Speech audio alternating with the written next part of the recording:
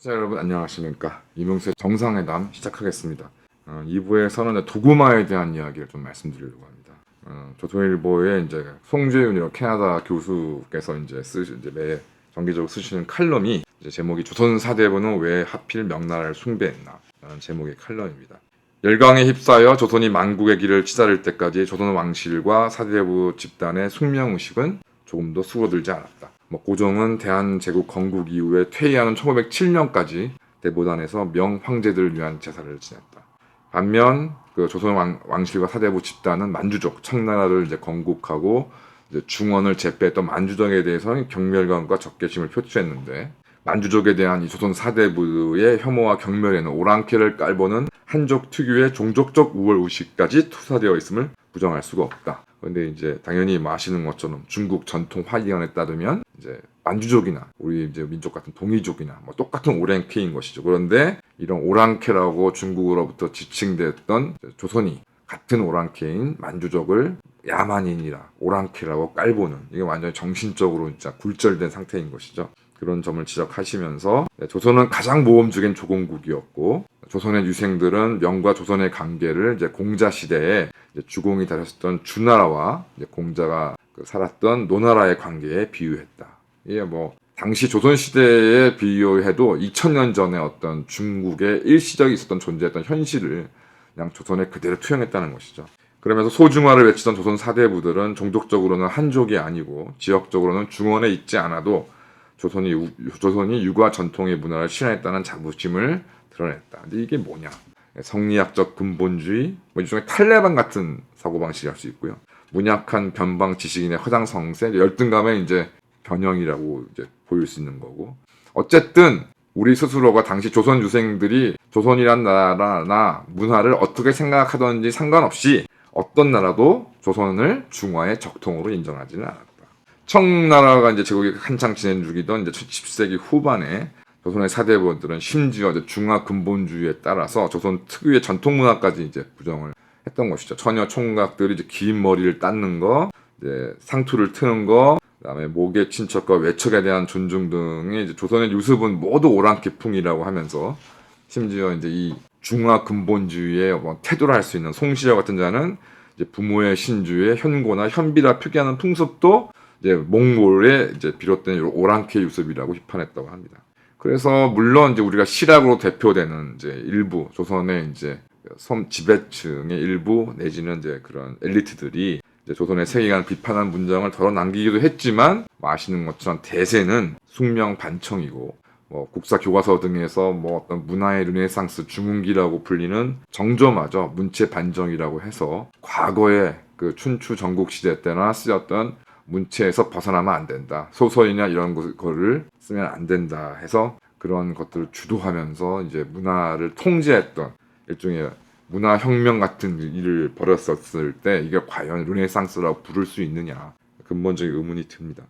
그러면서 이제 요즘 정신적 승리라고 젊은 사람들이 많이 얘기하는 것처럼 이런 현상이 너무 조선시대에 뚜렷하다 보니 이를 비판하는 걸 넘어서서 1990년대 이후에 한국의 역사학자들은 이제 일제 식민사관을 청산한다는 목적을 내걸고 조선중화주의자라는 용어를 이제 고안했습니다. 사실은 이게 용어이라는 것이 아니라 조선시대 송시열과 같은 작자들의 어떤 그 표현을 그대로 갖다 쓴 거라고 해도 과언이 아닌 것이죠. 그래서 조선시대의 숙명의식과 모화사상은 단순한 시대착오나 사대주의가 아니라 문화적 보편주의와 도덕적 자긍심의 표현이다. 그러면서 1998년에는 조선중화주의가 조선을 문화중심국으로 만든 이론적 근거였고, 상호 쟁투하는 제국주의를 극복하고 상호 평화 공존하는 새로운 세계 질서 형성에 유효한 논리적 근거가 될 수 있다고 주장한 학자까지 있었다. 그렇지만 여기에는 아무런 내용이 없죠. 조선시대 조선 중기 이후에 본격화된 이러한 성리학적 세계를 관을 통해서 조선이 얻은 것은 아무것도 없을 뿐더러 끔찍한 비극밖에 없었기 때문이죠. 조선 후기가 동아시아 문화 중심국이고 도덕국가였다는 일부 학자의 주장도 선진적이 없다고 합니다. 인구의 30-40%가 노비가인 나라이고, 청나라를 다녀온 박지원, 박재 같은 이제 이른바 실학파라고 일컫는 사람 중에 북학파들은 조선 후기에 조선이 중국의 청나라보다도 훨씬 비참하다, 궁핍하다, 폐쇄적이다, 이런 이야기들을 숱하게 썼습니다. 또 게다가 이들이 이제 그렇게 숭상했던 명나라는 나라가 어떤 나라였냐? 정의롭고 성스러운 국가였냐? 문제는 전혀 그런 나라가 아니었고 조선 사대부가 생각하듯 중화의 적통이 구현된 주장적 질서와 사회는 더더욱 아니었다는 점에 일종의 코미디가 형성이 됩니다. 첫째, 명태조 주원장이라는 사람이 중국 역사에서도 모든 이제 그 왕조를 개창한 중국의 초대 황제들, 초기 황제들이 그러긴 했지만 그것과 비교해도 주원장은 정말 어마어마한 사람을 학살을 했습니다. 정말 포악하고 잔인한 군주였고, 둘째로는 이제 임진왜란 때 군사를 보내서 이제 송시열 등이 어떤 망고의 은혜를 입었다고 그렇게 얘기했던 만력제, 명나라 신종 만력제는 황간에 휘둘리고 여색을 탐닉해서 국정을 내팽개친 혼군으로 악명이 높았다. 연산군에 뺨을 치는 정도로 어마어마한 폭정을 저질렀던 사람이고, 셋째로 명나라는 우리나라가 이제 임진왜란부터 명나라의 은혜를 받았다 그렇게 떠들었는데 이미 16세기 1540년대에 들어서면은 벌써 주작은 명나라에서 완전히 그 힘을 잃고 그 양명학으로 대표되는 것들이 이제 득세를 했고, 명나라 말기 이제 임진왜란이 일어날 때쯤에는 금병매 등의 어떤 통속적인 사실상 일종의 포르노라 할 수 있을 정도로 에로틱한 소설이 널리 읽히는 사회였다 명나라가. 그다음 네 번째는 명나라는 비록 국가 체제적으로는 이제 상업을 억제하고 하였지만은 멕시코, 페루, 일본 등지와 제한적이나마 무역을 하면서 그래도 조선에 비하면 엄청나게 상업이 발전하고 무역에 성행했던 나라였고, 산업 공상의 위기에 들서도 유지되었다고 보기는 어려울 정도로, 그래서 중공에서도 명나라 때부터 최소한 초기 자본주의가 맹하를 딱 튀었다는 정도로 돈으로 모든 것이 이루어지는 그런 사회였던 것이죠. 그래서 이런 명나라의 실상을 알았는지 몰랐는지 알 수 없지만, 만약에 이걸 제대로 현실을 알았다면 조선사대부리 명나라를 두고서 그렇게 숭배할 수는 없었을 것이다 라고 얘기하고 있지만, 아마 송시열 같은 자는 또 다른 논리로서 성리학 근본주의를 유지했을 거라 생각이 듭니다. 결과적으로 성리학 근본주의에 점철된 조선의 모습은 어떠했냐? 평화, 사대 이런 것들을 내세웠지만 결국 그 평화와 사대도 건국 후 200년 만에 절단이 났고, 그 이후에는 임진왜란, 병자호란 등의 어마어마한 외침으로 희생을 당했습니다. 그래서 모든 실정의 발전을 거부하고 다수가 노예인 사회를 만들었으며, 그럼에도 불구하고 특권이 유지되는 사회, 빈곤과 전쟁, 전염병들이 창궐을 했습니다. 송시열 같은 경우는 명나라를 숭상한다고 하지만 정작 청나라와 대결을 펼치겠다는 효정의 북벌은 반대했습니다. 대동법도 반대했습니다. 특산물로 지금처럼 냉장 냉동이 없던 시절에 각 지역의 특산물을 세금을 낸다는 것이 얼마나 힘들었겠습니까? 이로 인해서 정말 백성들이 어마어마한 부담을 가져서 이를 이제 쌀로 통일해서 비교적 그래도 유통과 보관이 용이한 쌀로 이 특산물 세금을 변동하자는 것이 대동법인데, 이 대동법도 반대했고, 그다음에 양반도 군대를 가라는 것이 아니라 군대를 가지 않는 대신에 이제 면포 세금을 내는 그런 균역법 실시가 끊임없이 얘기되었음에도 불구하고 송시열이를 비롯한 당시 유학 엘리트들은 이를 철저히 반대했습니다. 명나라가 망한 것에 대해서 한탄하면서도 국방에 대해서는 또 관심을 가지지 않아서 병자호란 같은 끔찍한 비극 이후에도 제대로 된 방비를 하지 않았고, 그러다 보니 조선 후기에 가면 세계 최고 수준의, 정말 조선 사람들도 손짜지고 좋아하는지 세계 최고 수준의 화승총을 제작했던 것이죠. 그런데 이미 아시는 것처럼 18세기, 19세기 들어오면 서양에는 머스켓이라는, 이제 심지를 태워서 총탄을 발사하는 것이 아니라 기계 장치로 방아쇠만 당겨서 총알을 발사하는 그런 머스켓이, 그 다음에 또 근대적인 야포, 이동과 발사가 용이한 야포들이 출현함으로 인해서 어마어마한 전쟁 수행 능력이 확보됩니다.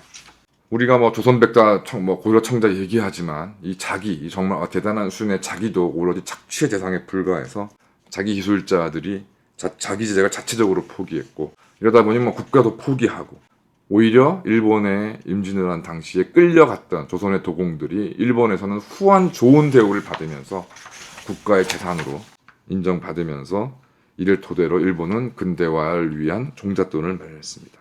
그리고 그 도공의 후예가 수백 년이 지나서는 일본의 외무장관, 도고 시게노리라는 일본의 외무장관까지 되었습니다. 그리고 스스로 주권을 포기했고, 그러한 주권을 포기했기 때문에 일제 침략과 식민사관의 아주 중요한 근거를 조선이 제공했습니다. 그럼에도 이제 이를 옹호하면서 이제 현재까지는 반일을 선동하고 정말 전 세계 역사상 최악의 엘리트들이 바로 조선의 선비들이었습니다. 그러면 지금은 어떤 모습인가? 지금 이제 신자유주의, 좌파 이념이 어떻게 되었습니까? 코로나 등을 전후해서 뭐 반도체 공장을 유치하려고 정말 눈이 시뻘개져 있는, 그 다음에 반도체에 대해 뭐 수출을 제한하고 기술 유출을 제한하는 이런 미국의 모습은 이게 과연 미국 정부의 모습이 신자유주의적인 모습인가요? 그리고 중공과 러시아가 현재 지금 뭐 단 1이라도 사회주의적인 시스템을 가지고 있습니까? 역사적으로 국가가 성공하기 위해서는, 국가가 존속하기 위해서는 어찌됐건 개인과 기업의 자유를 최대한 가능한 보장을 하되 국가 등이 이제 이를 적절히 조절해서 그의 어떤 부작용이나 어두운 부분을 어느 정도 조절하고 통제하는 것이 망고불변의 진리입니다. 애던 스미스가 얘기한 국부론이 그러한 내용이라는 것은 대표도 계속 이야기했던 부분입니다. 그럼에도 불구하고 이제는 흔적조차 전 세계적으로 흔적조차 찾을 수 없는 신자유주의와 사회주의를 대한민국에서는 이야기합니다. 최근에 후쿠시마 오염수 문제를 가지고도 참 말이 많은데요. IAEA 이제 국제 원자력 기구를 무조건 뭐 신뢰할 거냐, 불신할 거냐, 뭐 이런 식으로 얘기가 되고 있습니다. 저 개인적으로는 미국과 캐나다가 이번 문제에 대해서 가장 직접적인 이해 당사자이기 때문에 뭐 그들이 뭐 바다가 오염되고 수산물을 오염되는 것을 그대로 방치할 수는 없기 때문에 여러 가지로 지금 가장 진지하게 고려를 할 수 있다고 생각이 좀 들고, 결국 이제 우리나라 같은 경우는 미국과 캐나다 같은 나라들이 어떤 입장을 취하는지를 잘 살펴보고 함께 보조를 마치면 될 거라 생각합니다. 현실적으로 우리나라가 일본의 배출을 방지할 방안도 없고, 그렇다고 해서 무조건 일본을 신뢰할 이유도 없습니다. 뭐 계획으로는 뭐 20-30년에 걸쳐서 장기간 배출한다는 것이므로 계속적으로 뭐 올해 괜찮다고 해서 내년에 괜찮은 것이 아니라 5년 후에 괜찮다고 해서 그 이후도 괜찮은 것이 아니라 계속적인 체크가 필요한 것이고, 이것이 아마 미국의 입장이 아닐까. 일본이 이러이러한 기준으로 배출한다는 것 자체에 대해서는 뭐 미국이나 이런 IAEA 기준에 합당하니까 뭐 우리가 굳이 그거에 대해서 이렇게 얘기하지 않겠지만, 아마 미국은 앞장서서 일본의 이런 오염수 혹은 처리수 배출을 계속 체크할 겁니다. 우리나라도 딱 이래야 되지 않을까 싶습니다. 또 한 가지, 그렇게 일본의 오염수를 문제를 삼는 사람들은 서해 등에 있는 그 중공의 원전 20개 넘는 것으로부터 나오는 그 오염수는 왜 언급하지 않는 것인지, 이것도 도그마에 완전히 젖어 있는 것이 아니냐. 오히려 전반적으로 정말 이 원전에서 나오는 이 오염수 혹은 처리수의 문제를 정말 좀 진지하게 검토해야 될 때 정치 선동에만 앞장서고 있는 좌파를 볼 때 하여튼 이놈의 좌파들하고도 전혀 이게 무슨 우리가 함께 할 일이 없겠구나 하는 생각도 함께, 또 이러한 부분에 대해서 제대로 된 또 목소리를 내지 않는 숙구에 대해서도 마찬가지로 이들과 무엇을 함께 할 수 있는가 생각이 많이 듭니다. 일단 이 대표나 혁명 20이 내세우는 가장 중요한 목표가 이런 도그마에 매몰되어서 국가와 개인을 망치는 과거의 잘못을 답습하지 말자는 것이 아닐까 싶습니다. 감사합니다.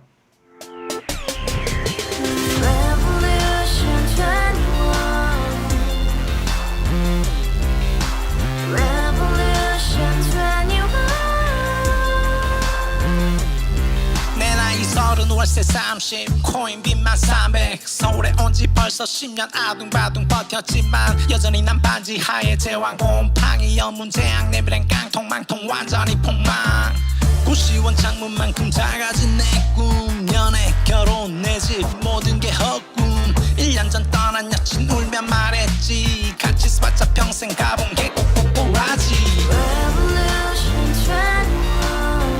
가바후스 700 나도 소유주 가바후스 700 나의 소주 택시기사 우라부지 마트 캐셔 울어무니 우리 집안 다 털어봤자 후줄 그래 개선민 내 미래 거기서 팍 끝난 거지 팍 더 이상 노력 따윈 괴물이 스펙 찾아서 말리 비오는 날 알바 잘려 맨날 학원 날 개쳐 발려 밤비 내리는 양화대교 홀로 걷고 있을 때 현수막에 아로 새겨진 평당 700짜리 아파트 다같이 소리 질러 혁명 21 가바후스 700 나도 소유주 가바후스 700 나의 소주 You and I, we live together in the house, brand new day, and your dream had just begun. Yeah. Revolution 21, only youth and happiness. 너의 곁에 내가 영원히 함께. 지금까지 정치인들 입만 열면 찝찝찝 개소리 멍멍멍 쳤다 하면 뻥 잘난 부모 만나 잘난 학교 나오면 뭐 하나 우동살이 꽉 찬 대가리 깡통 소리 텅텅 저 푸른 조원이의 그림 같은 집을 짓고 평상사천 팔면 뭐해 평생 살 수 없는 집 내 미래 내 꿈 희망 그 살아나는 집 우리의 미래 혁명 21 Revolution 21. 가바우스 700 나도 소유주